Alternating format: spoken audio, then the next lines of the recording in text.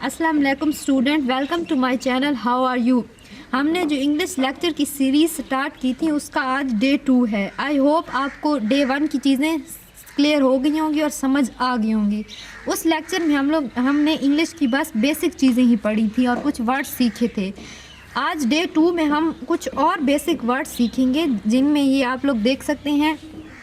इनमें ज़्यादातर जो होंगे वो वर्ब्स होंगे, यानी कि काम होंगे, काम को जाहिर कर रहे होंगे। ये सारे उसी तरह के होंगे। ये सबसे पहले लिखा हुआ है जाना। ये पहले तो आप इधर लिख लेना, आप इनको कर सकते हैं वर्ब्स। ये सारे वर्ब्स होते हैं कोई भी काम। सबसे पहले होगा गो जाना, कम आना, वर्क काम करना, बाय खरीदना, सी देखना, लिसन सुनना, स्पीक बोलना। यहाँ पे मैं आपको एक बात बताती चलूँ कि ये बेसिक वर्ड्स आप लोग लाजमी याद कर लें, क्योंकि ये आम रूटीन में बहुत ही ज़्यादा इस्तेमाल होते हैं हर बात में। अगर आप इंग्लिश बोलना चाहते हैं और सीखना चाहते हैं तो आपको ये लफ्ज़ याद लाजमी करने पड़ेंगे। उसके बाद है रीड पढ़ना, राइट लिखना, वेयर पहनना, ईट खाना, टेल बताना, आस्क पूछना, कुक पकाना, वाश धोना।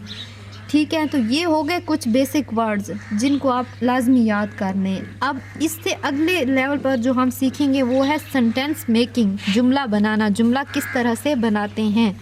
जुमला बनाना, इंग्लिश में जुमला बनाने के लिए 3 चीज़ें बहुत ही ज़्यादा ज़रूरी होती हैं।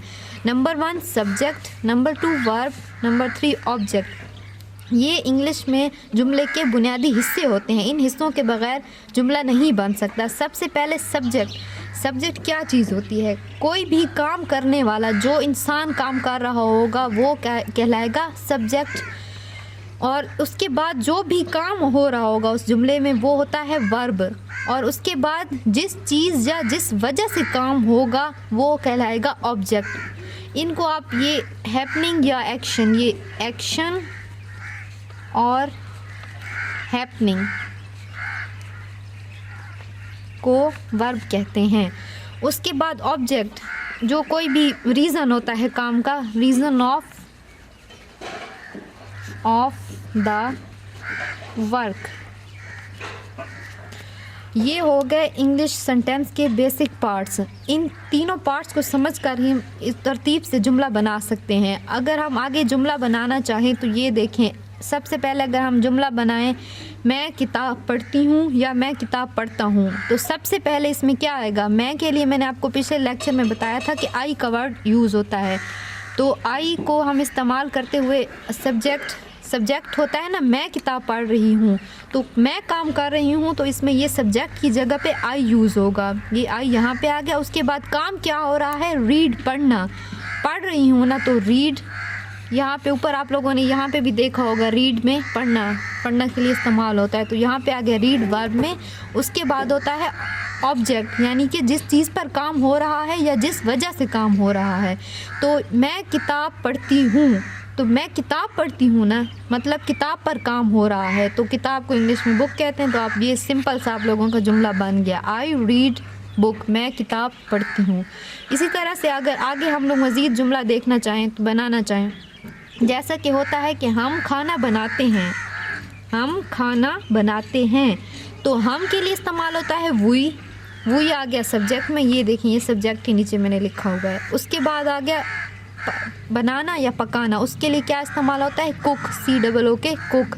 तो कुक है एक काम, बनाना या पकाना, ये आ गया वर्ब में।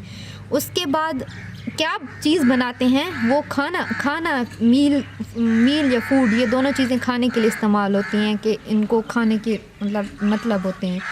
तो ये आ गया वही कुक, फूड या मील, कोई एक चीज़ आप लोग लिख सकते हैं। मैंने दोनों चीज़ें लिखी हुई हैं। हम खाना बनाते हैं। और सब एक पहचान आप लोग याद रख सकते हैं कि जो वर्ब होता है ना, वर्ब वाला जो सारे के सारे काम होते हैं, उर्दू में उनके आखिर पे नून अलिफ ना आता है। जैसे खाना, बताना, पूछना, धोना, उनके आखिर पे नून अलिफ ना, सब के आखिर पे नून अलिफ ना इस्तेमाल होता है। तो इस तरह से आप इंग्लिश का कोई भी जुमला बना सकते हैं। ये सिर्फ तरतीब याद रखनी है कि सब्जेक्ट, वर्ब प्लस ऑब्जेक्ट। सबसे पहले सब्जेक्ट लिखेंगे जो काम करने वाला होगा, उसके बाद वर्ब जो काम हो रहा होगा, उसके बाद ऑब्जेक्ट जिस चीज़ पर या जिस वजह से काम हो रहा होगा।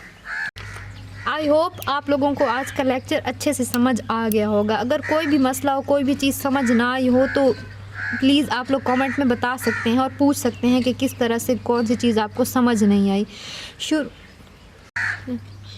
Thanks, please subscribe and keep watching my channel.